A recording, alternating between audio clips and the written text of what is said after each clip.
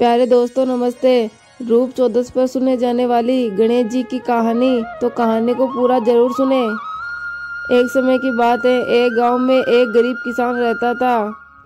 उसके दो बेटियां थी, पूजा और आरती। आरती की शादी अमीर परिवार में हुई थी, पर पूजा की शादी गरीब परिवार में हुई। बहुत अमीर होने के कारण आरती घमंडी हो चुकी थी। वह किसी को अपना नहीं माना करती थी। उसने अपनी छोटी बहन पूजा को अपने घर में नौकरानी बनाकर काम पर रख लिया। पूजा सारा दिन आरती के घर काम करती और बदले में बचा हुआ खाना आरती पूजा को दे दिया करती थी। पूजा सीधी सादी थी, वो नियम धर्म से रहती थी। वो गणेश जी भगवान की बड़ी ही भगत थी। वो अपनी बहन से जो भी खाना लाया करती थी, वो सबसे पहले गणेश जी भगवान को भोग लगाया करती थी। उसके बाद ही वो और उसका परिवार खाया करता था। एक दिन पूजा के घर खाना नहीं बचा। उसने जंगल से कुछ आंवले तोड़े और उनको उबालकर गणेश जी भगवान को भोग लगाया और फिर बचा हुआ खाना खाकर सो गई। उसी रात गणेश जी भगवान उसकी भक्ति की परीक्षा लेने आए। उन्होंने एक बूढ़ी औरत का वेश बनाकर पूजा के घर दरवाजा खटखटाया। पूजा ने उठकर दरवाजा खोला तो उसने देखा कि बाहर एक बुढ़िया खड़ी है। पूजा ने पूछा, माँ जी आपको इतनी रात में क्या चाहिए? बुढ़िया माँ बोली, बेटी मुझे बहुत जोरों की भूख लगी है। तुम्हारे घर कुछ हो तो मुझे खाने को दे दो। पूजा ने कहा, माँ जी मैं बहुत गरीब हूँ, मेरे घर कुछ खाने को नहीं है। ये आंवले रखे हुए हैं, आप इन्हें खा सकती हो।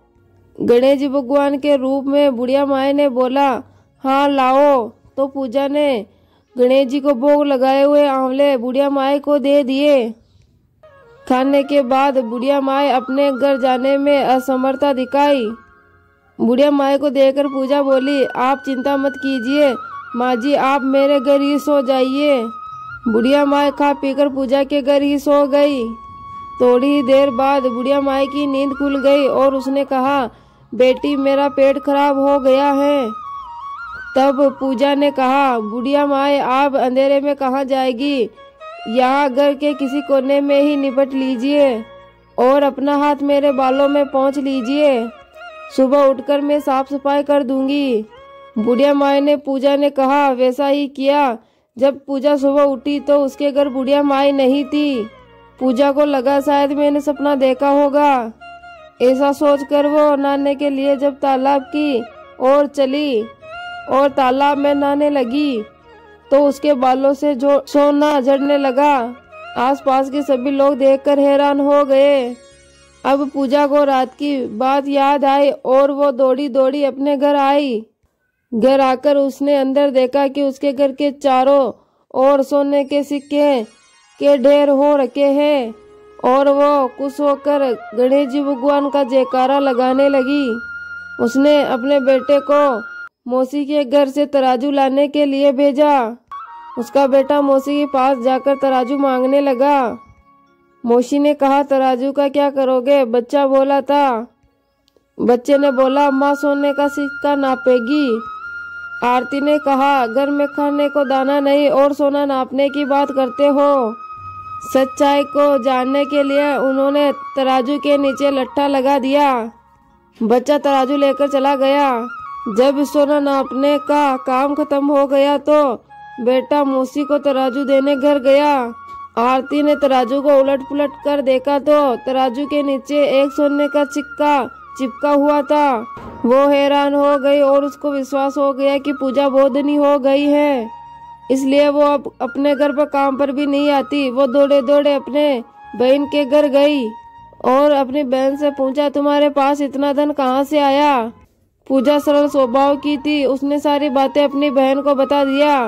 आरती को लालच बहुत आ गया। वो भी पूजा की तरह गणेश जी भगवान का नित्य नियम निभाने लगी और वो भी गणेश जी भगवान को आंवले का भोग लगाने लगी। एक दिन गणेश जी भगवान उसे सबक सिखाने के लिए बूढ़ी औरत का वेश बदलकर उसके घर आए। वह भी अपनी बहन की तरह बुढ़िया माई को बेटा कर उबले हुए आंवले दिए। आंवले खाते ही बुढ़िया माई का पेट खराब हो गया और उसने आरती के सारे घर को गंदा कर दिया। जब सुबह आरती की नींद खुली तो उसने देखा कि सारा घर गंदगी से भरा हुआ है। आरती अपने घर की सफाई करने लगी, लेकिन गंदगी तो बढ़ती ही जा रही थी, घर की सफाई नहीं हो पा रही थी। वो परेशान होकर पूजा के घर गई।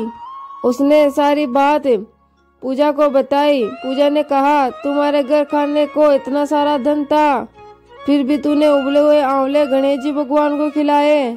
इसी कारण गणेश जी भगवान का क्रोध तुम्हारे घर पर हुआ है। अब आरती को अपनी गलती का एहसास हो गया। वो गणेश जी भगवान से क्षमा मांगने लगी। गणेश जी भगवान उनको माफ कर दिए और अपनी माया समेट लिए। हे गणेश जी महाराज, जैसे आपने पूजा पर अपनी कृपा करी, वैसे ही इस कहानी सुनने वाले, कहने वाले और उखाड़ भरने वाले पर करना। प्रेम से बोले गणेश जी भगवान की जय हो।